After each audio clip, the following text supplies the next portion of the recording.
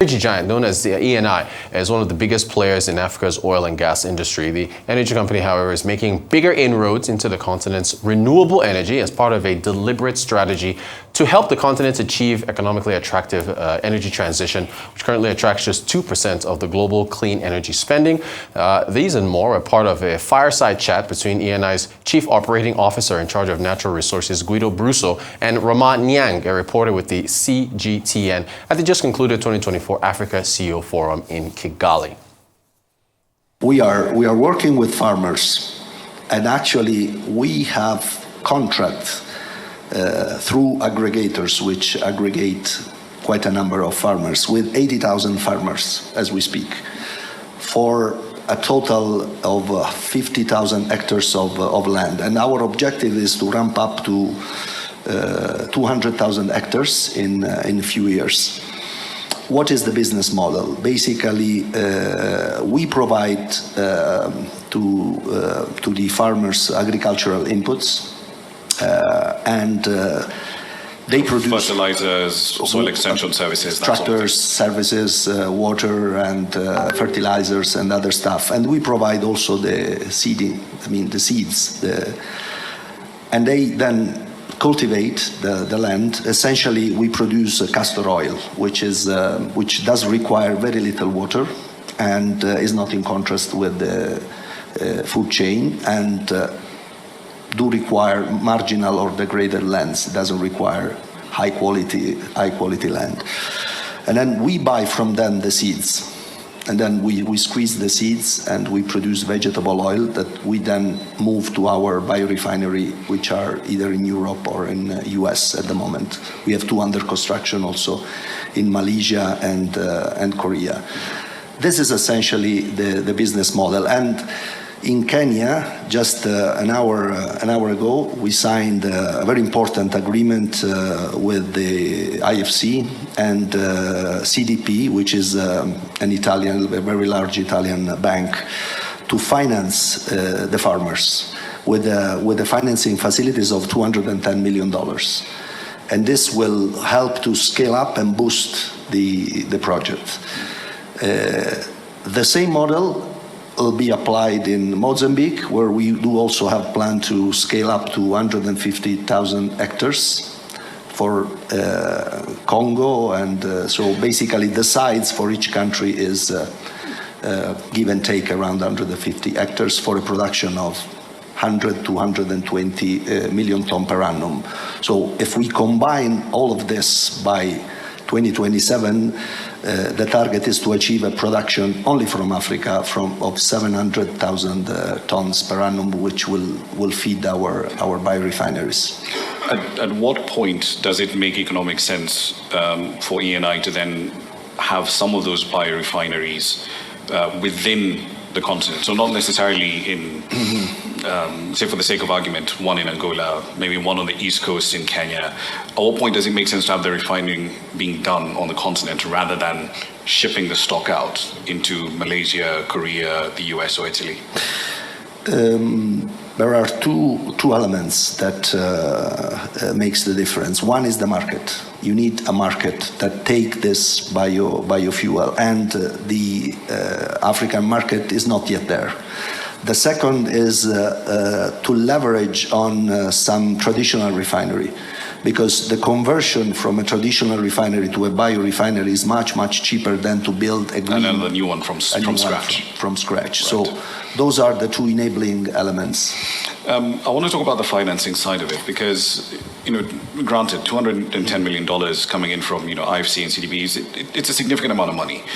But when we step back and look at the fossil fuel industry in general, the talk, especially pre-2022, was, we might be looking at stranded assets, raising capital might be difficult, and we've certainly seen that in the case of, for example, Total's project across the border in Uganda.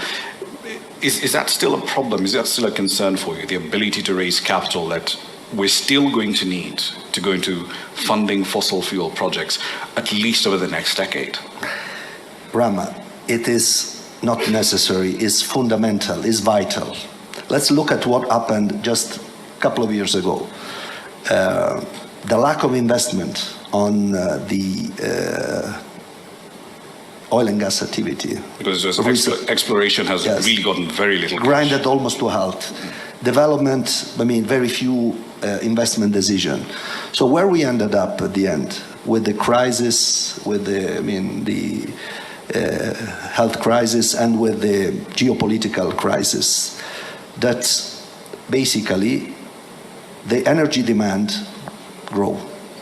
And that's not stopping at all. It just something keeps we cannot control. And basically, it all resulted, and those are statistics of IEA, in a higher consumption of the most polluting fuel, like the coal in Europe.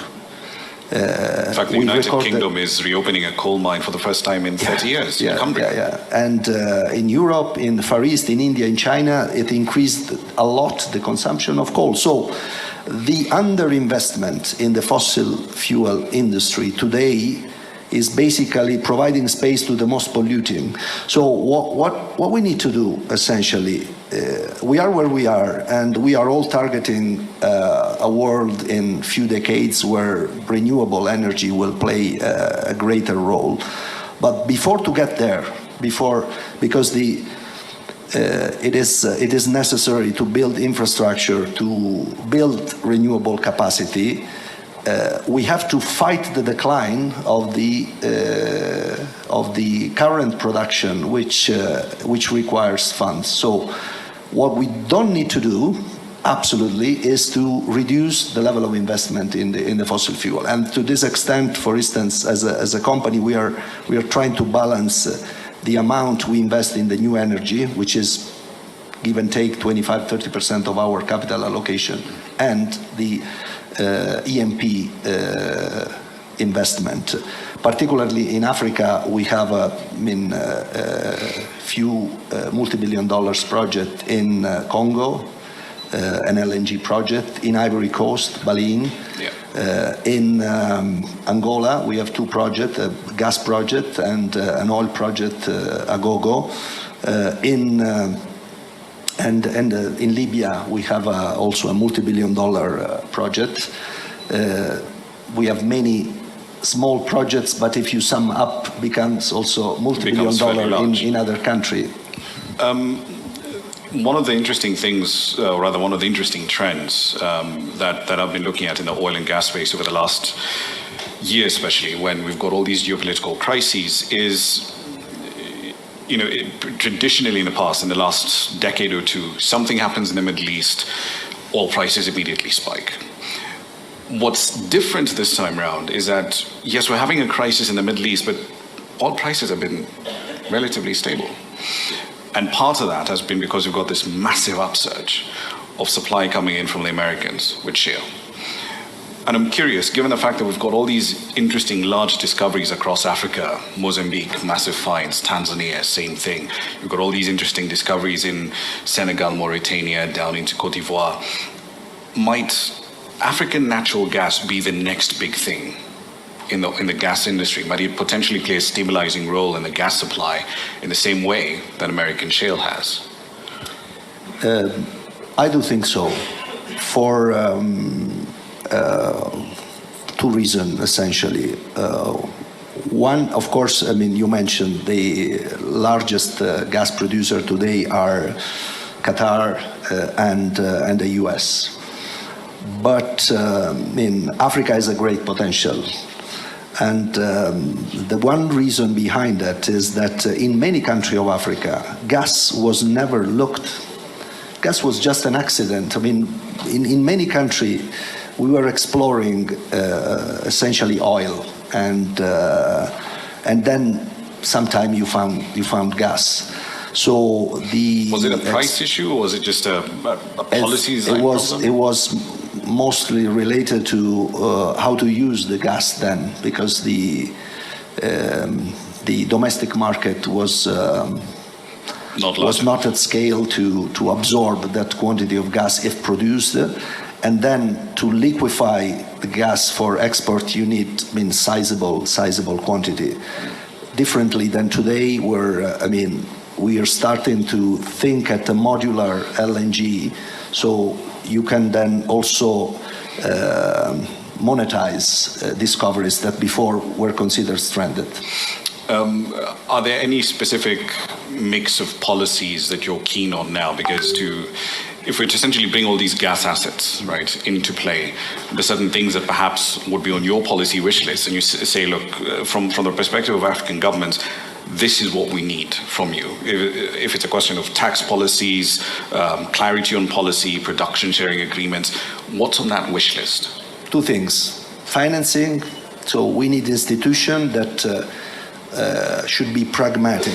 As we said, the worst thing we can do is not to fund in the next decades oil and gas project, because what will happen is what happened recently. We just create space for more polluting fossil fuels. And the other one is, we work in Africa from 70 years, and we've been through crisis and difficult situation in many countries. But what kills projects is the bureaucracy.